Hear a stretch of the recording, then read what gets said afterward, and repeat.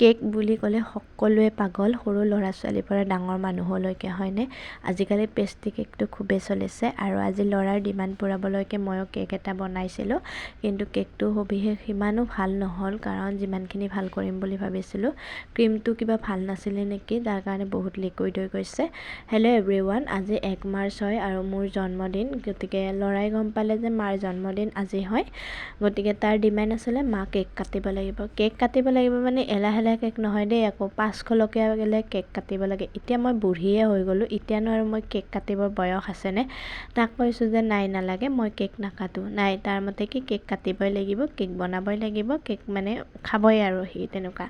তো তাৰ কাৰণে ভাবিলোঁ মই যিহেতুকে অলপ চলপ বনাবলৈকে জানো, গতিকে ঘৰতে মই বনাই লওঁ, কিয়নো আজিকালি কেক বনোৱাটো সকলোৱে জানে বা প্ৰেক্টিচ কৰি থাকিলে এনেও পাৰিব, এদিন দুদিন কৰিলেই হ'ল। আৰু তাৰ লগতে মই প্ৰেক্টিচো কৰিলোঁ আৰু আনফালে বোলো বনাই আছোঁ, সেই বুলি ভাবি ধুনীয়াকৈ ক্ৰীমখিনি ফেটি ল'লোঁ আৰু লৈ এয়া কেকৰ বাচনটোত বনাবলৈকে লৈছোঁ। ইয়াতে ৰিফাইন দি দিলোঁ, তাৰপাছত অকণমান আটা দি লৈছোঁ যাতে কাগজটো লাগি নধৰে।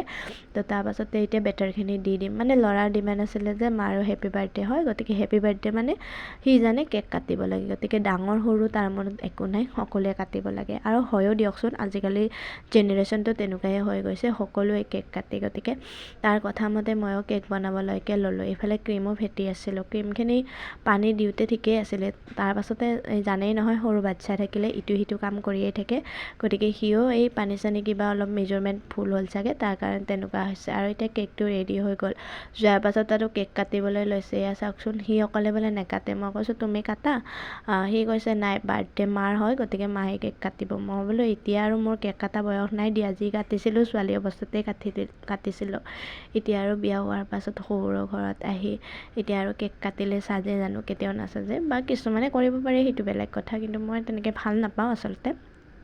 আৰু তেনেকৈ বহুতে নাজানেও মোৰ বাৰ্থডে কেতিয়া, আৰু আজিকালি যিহেতুকে ফেচবুকৰ দিন, গতিকে সকলোৱে গম পায় বাৰু, সেইটো বেলেগ কথা। আৰু বহুতেই মোক উইচ কৰিছে, তেখেতসকলক বহুত বহুত ধন্যবাদ জ্ঞাপন কৰিছোঁ। আৰু এয়া ল'ৰাৰ ডিমাণ্ড মতে কেক কাটিলোঁ, তাকো অকণমান কেক খুৱাই দিলোঁ। ইফালে সি খায়ো খুব ভাল পাইছে, বহুত ভাল লাগিছে বোলে তাৰ কাৰণে। ইয়াৰ মাজতে কেকটোত এটা মোৰ আজি খেলি মেলি হৈ গ'ল জানেনে। কি খেলি মেলি হ'ল, কেকটো অলপ টাইট হৈছিলে, টাইট হোৱাৰ মেইন কাৰণটো আছিলে মই আজি কণী নিদিয়াকৈ বনাইছিলোঁ, আৰু মানে গাখীৰো দিয়া নাই, কণী আৰু গাখীৰ এই দুটা স্কিপ কৰি পেলাই মই কেকটো বনাইছিলোঁ, সেইকাৰণে বোধহয় অকণমান কেকটো টান হৈ গ'ল। যদি অভিজ্ঞসকলে জানে তেতিয়াহ'লে প্লিজ মোক কমেণ্টত কমেণ্ট কৰি জনাবচোন, কণী আৰু গাখীৰ নিদিয়াকৈ জানো কেকটো স্পঞ্জি হয় নে নহয়। মই কিন্তু এই দুটা বস্তু আজি দিয়া নাছিলোঁ, তাৰ কাৰণে মই অকণমান কেকটো টান পাইছোঁ সেইদিনাতকৈ, কিন্তু খাবলৈ খুব সোৱাদ লগা হৈছিলে। আৰু ক্ৰীমটো যদিও অকণমান লিকুইড বেছি হৈছিলে, তথাপিও কোনো কথা নাই, তেনেদৰে চলি গৈছে, যিহেতুকে কাকোৱে মাতা নাই, আমি ঘৰৰ কেইটাই যিহেতুকে। আৰু তাৰ চাওকচোন ফূৰ্তি কিমান দেখিছে, এয়া ক্ৰীম লগাইছে আৰু গালত লগাই দিয়ে, মই এনে কৈ আছোঁ নালাগে নলগাওঁ আৰু তেনেকৈ। চ' আজিলৈ ভিডিঅ' ইমানখিনিয়ে আছিলে বাৰু।